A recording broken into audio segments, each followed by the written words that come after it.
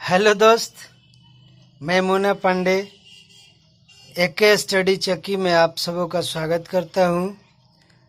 मैं मैट्रिक परीक्षा 2021 की दृष्टि से कुछ महत्वपूर्ण क्वेश्चन लेकर के आया हूं, जो आप लोगों के एग्ज़ाम में आने की संभावनाएं हैं।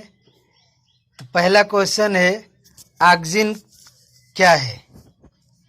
ऑक्सीजन क्या है? मतलब ऑक्सीजन एक तरह का पेड़ों द्वारा स्रावित किया गया हार्मोन है, जिसमें पेड़ में वृद्धि और विकास का काम होता है। यह एक वृद्धि हार्मोन है जो पेड़ को वृद्धि एवं विकास का काम करते हैं। अगर पेड़ को ऊपरी सिरे से काट दिया जाए तो इनकी वृद्धि रुक जाती है। इनमें साइड साइड से टहनियाँ निकलने लगती है। तो आपका उत्तर होगा हार्मोन। ऑक्सीजन जो है एक हार्मोन है। अगला क्वेश्चन, मस्तिष्क में विभिन्न सूचनाएं किस रूप में संचित होती है? तो मस्तिष्क में आपका विभिन्न सूचनाएं किस रूप में संचित होती है? तो उद्दीपन के रूप में संचित होती है। उद्दीपन ये जो है बाहरी सूचनाएं होता है। बाहर से अगर कोई चीज़ मानो किसी शरीर में टच कर जाए और हमें कोई चीज़ का एहसास होता है, जैसे आप लोगों को हम बता चुके हैं कि छुई मुई का पत्तियां जो है वो बाहरी उद्दीपन होता है। छुई मुई की पत्तियां को बाहर से अगर कोई टच कर देता है तो वो पत्तियां मुरझा जाती है। अगला क्वेश्चन है, रक्षा कोशिकाएं पाई जाती है। अभी रक्षा कोशिकाएं किस में पाई जाती है? जड़ में, पत्तियों में, फूलों में और फलों में। तो रक्षा कोशिकाएं आपको पत्तियों में पाई जाती है।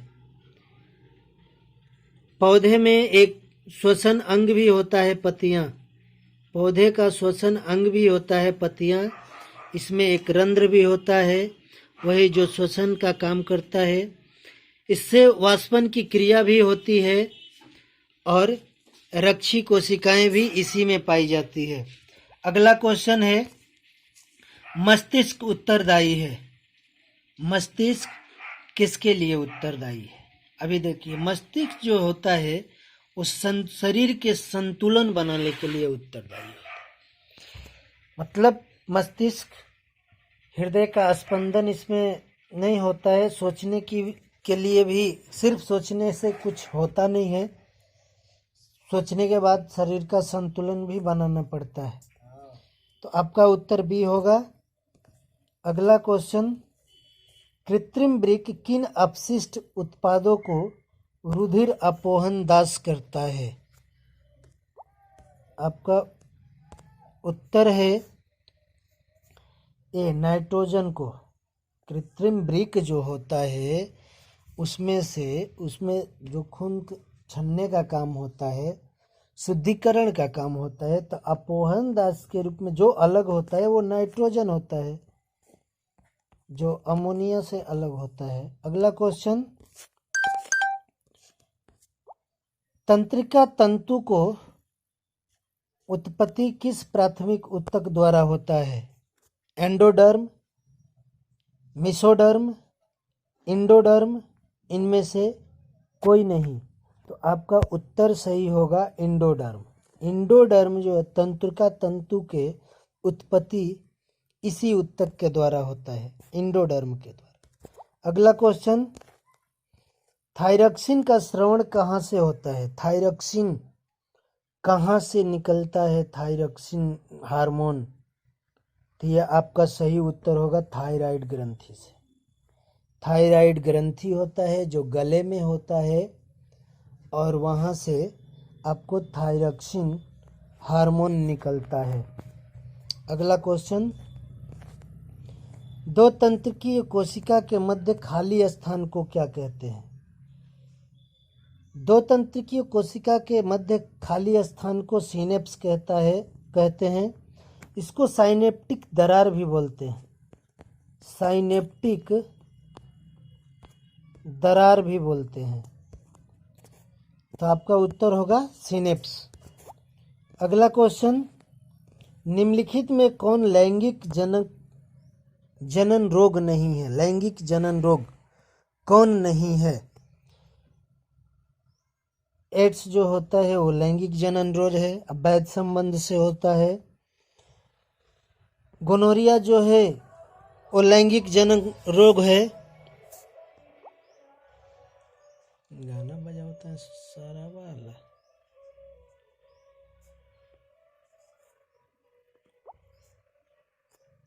गोनोरिया जो होता है ये आपको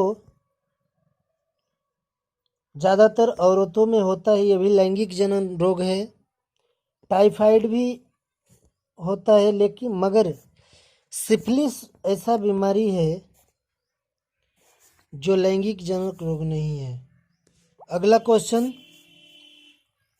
कौन सी नलिका विहीन ग्रंथि है?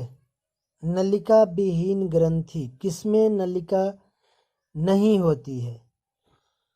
तो एड्रिनल जो ग्रंथि होती है इसमें नलिका नहीं होती है। एड्रिनल ग्रंथि में किसी तरह की नलिकाएं नहीं होती है।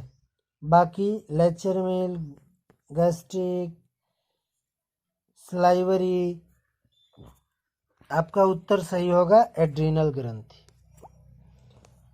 अगला क्वेश्चन, वह संरचना जो उद्दीपन को पहचान कहलाती है, उद्दीपन की पहचान कहलाती है, वह संरचना है आपका ग्राही।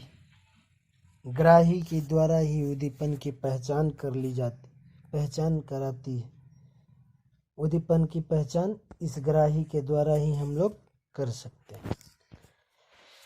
प्रभाव मतलब प्रभाव डालता है, उससे नहीं पता चल पाता है। उत्तरदायित्व भी नहीं पता चल पाता है। बेचैनी होता है, उससे भी नहीं पता चल पाता है, मगर ग्राही से पता चल जाता है। आपका उत्तर होगा ग्राही।